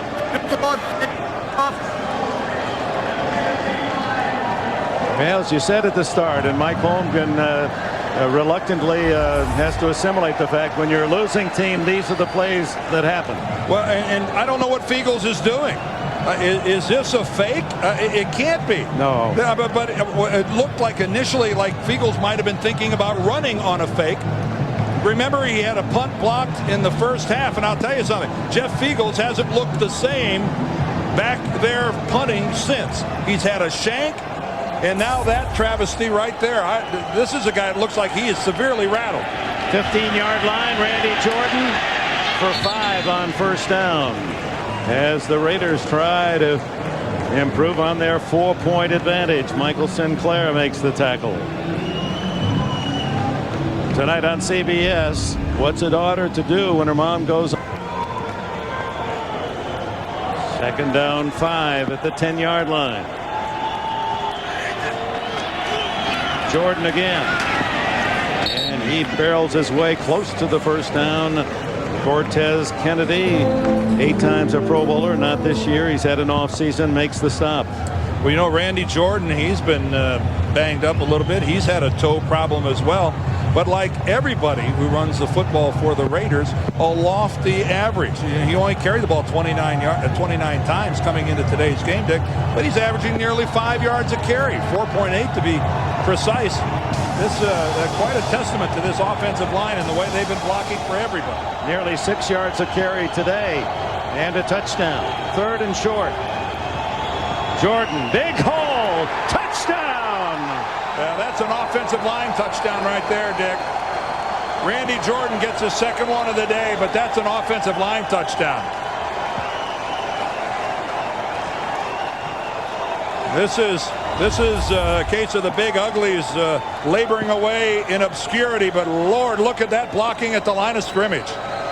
Jordan runs through a couple tackles down by the goal line, but impressive work up front by this Raider offensive line. And Jeff Fiegels, who knows what's going on underneath that helmet after the misplay on the punt, giving the Raiders the ball at the 15. Janikowski adds the extra point right into the large video screen on the eastern end of the stadium here in Seattle. And the first place Raiders finally have some breathing room, up by 11. The Raiders need to move only 15 yards in 3 plays to build their lead to 24-13 after Fiegels' misplay. Janikowski's short kick. Rodgers breaks a tackle and gets out across the 30 to the 33. Brandon Jennings the stop for the Raiders. And for Oakland, John Gruden talked to us about how pleased he is with the balance of his offense. Right. It can't be better than this. 23 rushing touchdowns, 23 passing touchdowns this season. No, the only thing better than that is 24 rushing touchdowns and 24 passing touchdowns. You're right. That is balance. Look at that. And that, of course, John is the offensive mastermind. Kitna screens it to Waters. And Ricky able to spin to the 43 and a first down. Charles Woodson and Marquez Pope in the secondary for the Raiders with a hit. Well, we've seen a screen pass to Ricky Waters repeatedly today. That comes off play action. Ricky out of the tailback position, fakes it up off right guard rather, and then goes out into the screen. Mike Holmgren, a master at designing screens. It was sold beautifully, and a very effective look at a good-looking screenplay. 11 minutes left in this fourth quarter. Kitna underneath, and it's to his fullback, Max Strong, tackled at the 50 by Beekert. Well, here's a look at the playoffs. Plenty action tomorrow and, of course, next week with Tennessee and Oakland, the two best records in the AFC. And Tennessee hoping that they can get that #1 seed. The Raiders hoping that Tennessee might be defeated in their final two games. Well, if Tennessee and Oakland both win out, they'll both be 13-3. Tennessee will get the #1 seed because they have identical conference records. They didn't play each other. It goes down to common opponents. The common opponent is Pittsburgh. Seattle picks up the blitz, and the short pass to Dawkins is good enough for the first down at the Raider 45. To finish that off, the common opponent is Pittsburgh. The Tennessee Titans have beaten Pittsburgh twice this season, and the Raiders were tripped up by Pittsburgh. Pittsburgh is one of the Raiders' 3 losses. So when it comes down to how did you do against common opponents, that could end up being the deal breaker or the deal maker, depending on how you look at it for home field advantage in the AFC. They both could be 13-3. On first down, the draw, no, the fake, and then downfield incomplete to the tight end, Christian Fourier, broken up by Marquez Pope.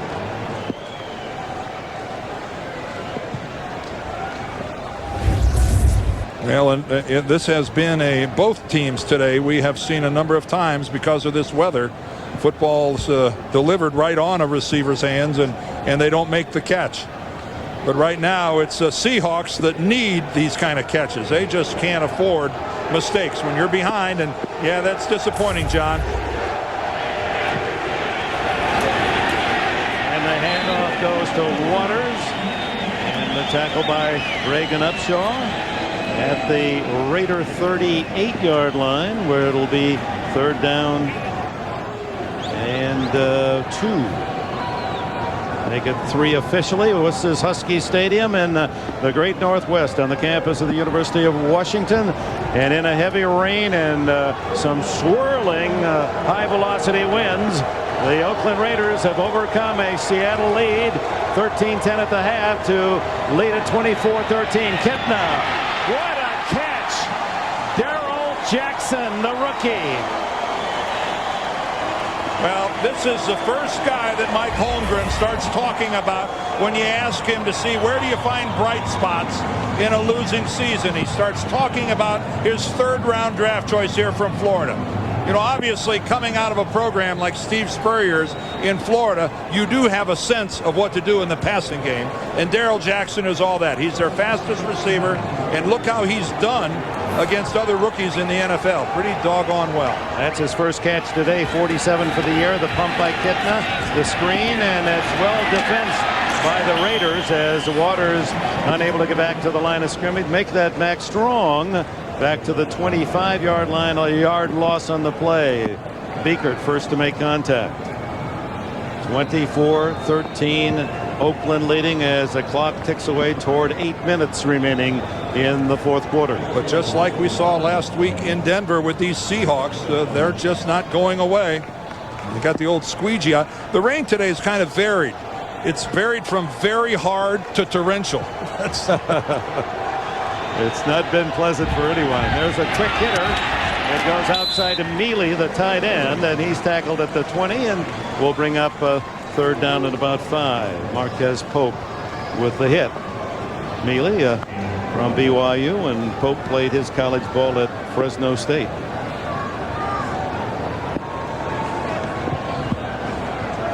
Ball at the 20. The wind so unpredictable, but when it seemed like this was going into the wind, Ryan Lindell kicked a 52-yard field goal. There's a draw to Waters, and Waters carries Beekert with him to a first down, it would appear, at the 13-yard line. Good effort by Ricky Waters. The veteran has played big today. And what's new, Dick, when you talk about great effort from Ricky Waters? Hey, this guy's been volatile over his career. He's made his share of mistakes. He has been criticized by people before, but nobody's ever said that Ricky Waters didn't come to play. Ricky Waters will give it what he's got, and you take one look at this guy and tell me that he's playing on a ball club that's only won 5 games. He's over 100 yards now. Underneath it is to Jackson. And the rookie inside the 5-yard line, close to another first down. Beekert over to make the stop. And right now, this is getting a little belt tightening for the Raiders. You could be looking at a 24-20 ball game right here, and finally getting to finding Darrell Jackson, giving the kid an opportunity to make a play. He was an outstanding high school basketball player. In fact, high school All-America at Tampa Catholic was Jackson. On second and short, it's Waters, and not much there at all is Upshaw and Jackson there to make the stop. Of course, the Seahawks will almost certainly go for 2 points if they score this touchdown. Being behind 24-20 doesn't do a whole lot. They'll try to get the 8 points on the board to make it 24-21. Mike's he probably thought about that 5 plays ago. That's why he's Mike Holmgren, and he's in charge of the whole show, and we're up here so high we can hardly see the field. But always thinking, nevertheless. Oh, you know that. 12th play of the drive. It's third down and less than a yard. Sean Alexander is in the backfield. He gets the handoff. Touchdown, Seattle. His second score of the year.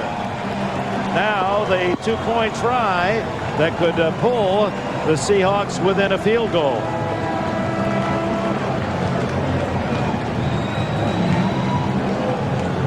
Well, every team goes into a game with a couple written down on the old chart. It depends on what stage of the game, what personnel are still healthy. Here's Mike Holmgren's selection. Alexander still in the game, not Waters.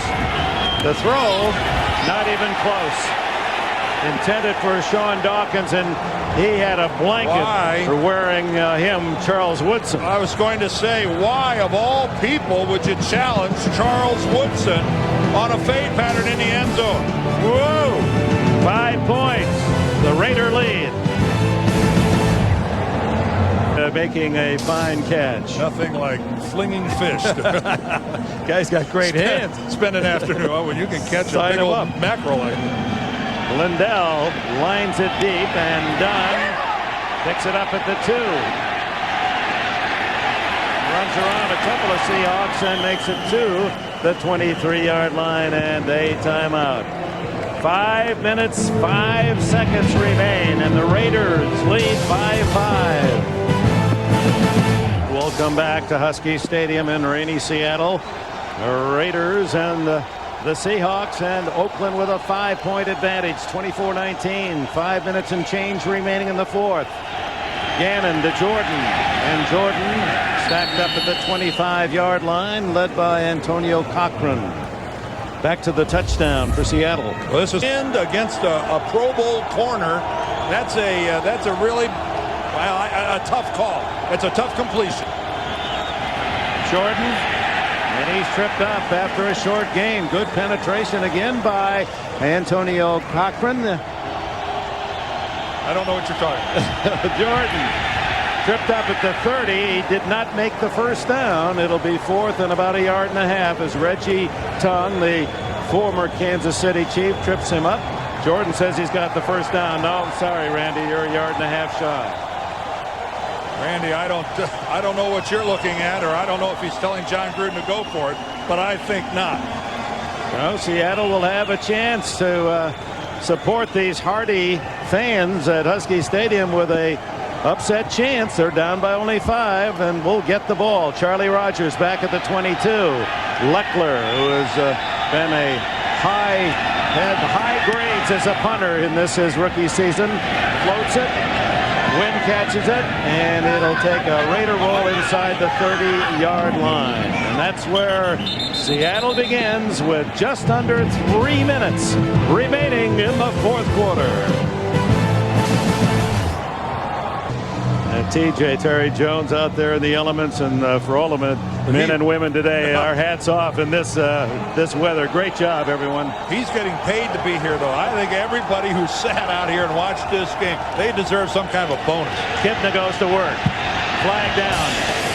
And the catch, and a beautiful catch it was by Sean Dawkins, but they're waving it off. They're waving that one off, too. Yep. Looked like a catch from our high angle. Yeah, oh, no question about it. But the official down there. And illegal hands to the face. Coming back any way you look at it. Illegal use of hands. Hands to the face. 69 offense. 10-yard penalty. Still first down. That's Floyd Wedderburn, the right guard. This is Floyd right here. Let's take a peek at what's happening here. Oh, and there's somebody lost a helmet right there. They made a wrong call. Roderick Coleman was the Raider who lost his helmet. It looked to me like Pete Kendall, the left guard, is the guy who stripped him of his helmet. Poor Floyd got bad pub there. 1st and 20. Kitna. Downfield, incomplete. Intended for Darrell Jackson. Bunny. Guys, with the Raiders hanging on to a 5-point lead, interesting to note one of the big differences between this year's team and last year's is the ability to win the close game. 5-1 this year in games 7 points or less. Rich Gannon says it's guys coming to minicamp, getting the offense in sooner, improvements in personnel, particularly Andre Rison, and a big improvement in the special teams. And of course the kickers being a very big part about that. The two rookie kickers, Leckler the punter and Janikowski the field goal specialist. 2nd and 20. Draw play. And Waters weaving his way. Now in the open at the 40. Then he fumbles the ball. And the Raiders recover as Marquez Pope stripped the ball from behind. And Charles Woodson, I think it was. I think Charles Woodson knocked the ball loose as he came across. And Marquez Pope recovers, and that one went from the emotions of Seattle, perhaps with an upset win, to the heartbreak of the Raiders recovering down. They're going to mark it, I believe, on the 1-yard line. Watch from the left. Watch from the left of your screen right there. The tomahawk by Charles Woodson knocks the football loose from Ricky Waters. And look at it go. And Marquez Pope and a host of Raiders there to gather in the ball. Boy, we saw Charles Woodson drag down Tyrone Wheatley. And now Charles Woodson, with that remarkable speed, puts the old Lawrence Taylor chop on the football. And, gee, Seattle just can't seem to catch a break. Well, the officials are having a decision here to find out, I think, exactly where the Raider recovery was, whether it was on the 1-yard line or in the end zone for a touchback. And that's a big play. Do the Raiders start on the 1 or out at the 20-yard line? But Woodson perhaps saving the hopes of being the #1 seed for the Raiders. On the field is the defense. Recovered the ball. It is a safety. Yeah. A safety. Oh, my. So 2 points to the Seahawks, and they're going to get the ball back on a free kick if it is upheld. They're saying he recovered the football on the 1-yard line, slid into the end zone, and was touched there for a safety. But let's look. Here's how it starts. Charles Woodson. Here's the saver right there. Ricky Waters doesn't sense that anyone is that close to him. And Charles Woodson with a direct KO. All right, where's the recovery? No question, Marquez Pope has the football, but he slides on into the end zone. John Gruden is arguing that the impetus of the football carried him on into the end zone. Remember, if you intercept the ball on the 2, they call that intercepting momentum that will take you on into the end zone. And this is recovering momentum by Pope, who skids into the end zone and then is touched down. What we can't see from that angle, Dick, is exactly when Marquez Pope secures complete control of the football. Let's look here. Maybe we'll get a better look at it here. Where does he get complete control of that football? And we're screened on that angle.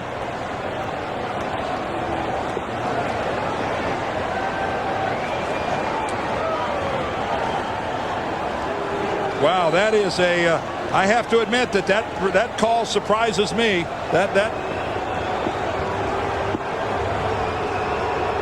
The officials are still huddling, and John Gruden arguing the Raider case vehemently. If that was an intercepted ball, your going into the end zone is completely acceptable. I have to admit, I have never seen a situation like this where someone gets the football, recovers a fumble, slides into the end zone, and then is touched for a safety. I have never seen that before. And I sense most of you have not either. Rolling on the field is a safety. Please get on the field. What an incredible call. He established possession in the field of play, and because of the wet turf, skids in. And that's just Jerry Markreich, the longtime head of NFL officials, offering that explanation. It is not the same as interception momentum. He had established possession at the 1 and therefore was responsible for getting back in the field of play. So the free kick now by Leckler with Rodgers at the 15. There's still 2:24 left. And it's a 3-point game. The Raiders lead. Rodgers. And he is to the 39-yard line. Travian Smith makes the tackle. Well, we'll see how much this play. Been a touchback, but he gained possession at the 1. The throw incomplete to Waters. He was covered by William Thomas. 2:09 remaining. Seattle has 2 timeouts. Oakland all 3. And Charles Woodson showing why he is on to Honolulu for his 3rd Pro Bowl. He has an interception today. He's just been terrific on his coverage and then makes that hustle play to save what would have been a go-ahead touchdown. Well, remember, he had the one where he ran down Tyrone Wheatley coming all the way across the field. Charles Woodson has had a monster day. Kitna. Complete at the 42 of Oakland. Seattle is at the Oakland 42, a field goal away from tying this game, and in the spirit of the game, it certainly didn't seem right that Pope would be charged with a safety. Well, the biggest part of it was that it looked like it was going to be a Seattle touchdown initially, with Ricky Waters having broken free. But the reality of it is that we said from the beginning what we saw last week in Denver, this Seattle team has no quit in it. Kitna. It's complete to his tight end, Itola Mealy, and it's another Seattle first down, a wobbler, but Mealy was wide open. And when you say wide open, you're not kidding, as he just runs his simple pattern against the Raiders zone. He's completely lost. William Thomas way late getting over with the coverage. And right now it seems to be a Raiders D that's a little bit back on their heels. This is where normally one of their defensive linemen makes a play. Waters for a couple to the 23, and needless to say, with kicker Ryan Lindell already connecting from 40 and 52 yards. And there he is. He is in range to tie it with a field goal, although Mike Holmgren wants more. What a game in rainy Seattle. The draw to Waters. He's to the 15 and close to a first down. Oh, it looked like the football came right down on the first down marker. Oh, and how big a part in the second half of this game has Ricky Waters been for the Seahawks? John Gruden just shakes his head. He can't.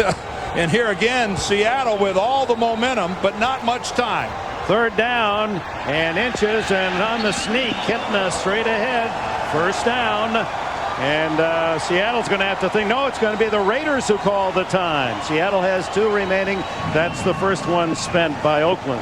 And that is a smart timeout right there by John Gruden, because his defense right now is unsure of what's going on. That's a smart call to let his defense kind of take a couple deep breaths and let's talk this thing over, because we're doing more standing and staring than we are tackling. And meanwhile, he's wondering who's can stop Ricky Waters, the veteran who has 168 yards rushing in this game. Now Holmgren, now they initially signal that they're giving the timeout to the Raiders. Mike Holmgren is calling for a timeout at the same time. And John Gruden's calling time. Who did they award? We're going to have to clarify. Who did they award this timeout to? Both of them are signaling for it. Right now the scoreboard says that they charged it to Seattle. So Seattle is charged with a second timeout, and Mike Holmgren has one left. How often do you see that? Both coaches at exactly the same time are calling for a timeout. The initial shot on the field looked like they gave it to the Raiders, but no, it was Seattle. Ricky Waters in motion.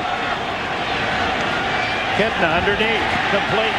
Sean Dawkins ridden out of bounds just inside the 10 or right at the 10-yard line. There's 38 seconds left in the fourth quarter. A 3-point game. A crazy long run fumble that turned into a safety for Seattle to give them the chance to tie with a field goal, but they're thinking nothing but touchdown here. And though. an upset. They don't want to give this to a rookie. They don't want to have to kick in this inclement weather. Mike Holmgren and the Seattle offense thinking nothing but end zone. As rain pours down on Husky Field. 2nd and 5. Kitna to the end zone. No good. Sean Dawkins, the intended receiver. It was close to being a touchdown. Tony Bryant was forcing Kitna to fire. Well, the Seahawks going with 4 wide receivers. Dawkins is to the outside. The slot breaks outside. And that was a beautifully thrown ball by John Kitna. Look at him put this ball right on the hands of Sean Dawkins. Boy, that is a heck of a throw. No way it would have been complete. Dawkins' feet were already out of bounds. 33 seconds. 3rd and 5 from the 9. And now the Raiders take a timeout. You saw Anthony Dorsett, the safety. He didn't like that alignment and thought they were in the wrong defensive positioning. And the Raiders call time. Baltimore could benefit. Denver benefits. Really benefits. Yeah, because that throws Denver then into a tie with the Raiders, depending on what. Keep in mind, Denver holds the tiebreaker over the Raiders because they beat them twice in this 2000 regular season. So there are a whole lot of people out there right now rooting for the Seahawks. Including Tennessee. 3rd and 5. Kitna.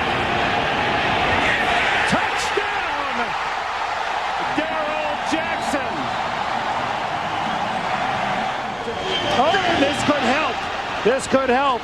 And now only a field goal is necessary as the ball is kicked illegally by the kicker Lindell. Or is it Fiegels who is trying to get it out of play? Well, this is a break for the Raiders. Now a field goal could tie it. Illegal touching or kicking of the ball. It looks like the snap goes right through the hands. Fiegels is the holder. It was a good snap, and it just goes right through Jeff Fiegels' hands.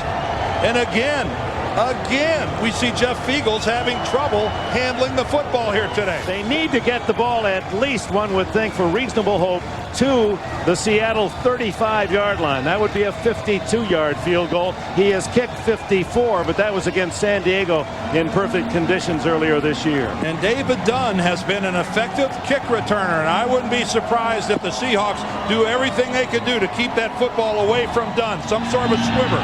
No, it's going to go to him. And it's gone out of bounds. Oh, there's the break.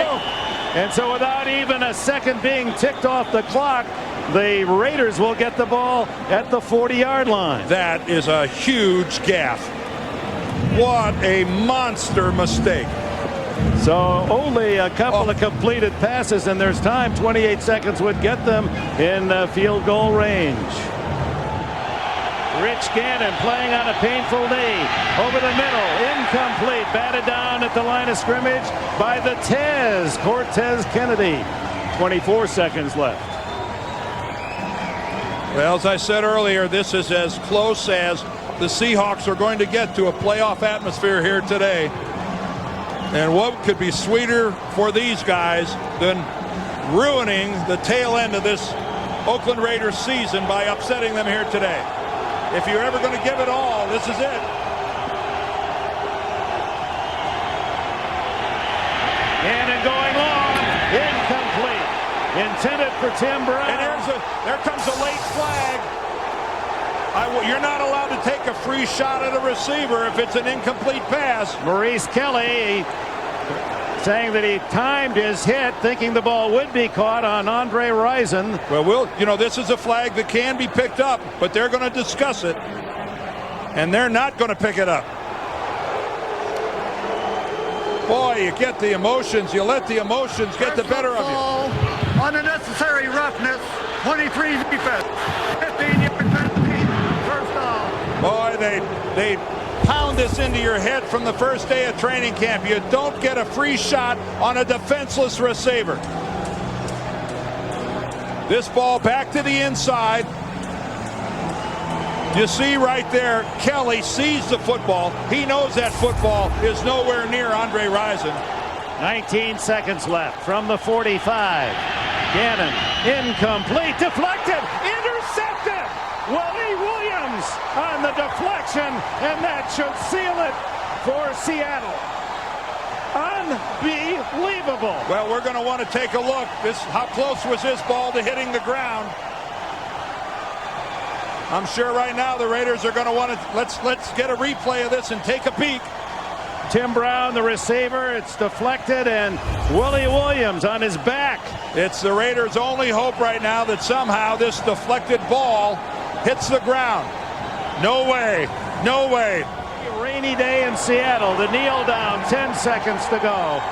And the Oakland Raiders, heavy favorites here to advance to 11-3, have to swallow a very difficult loss.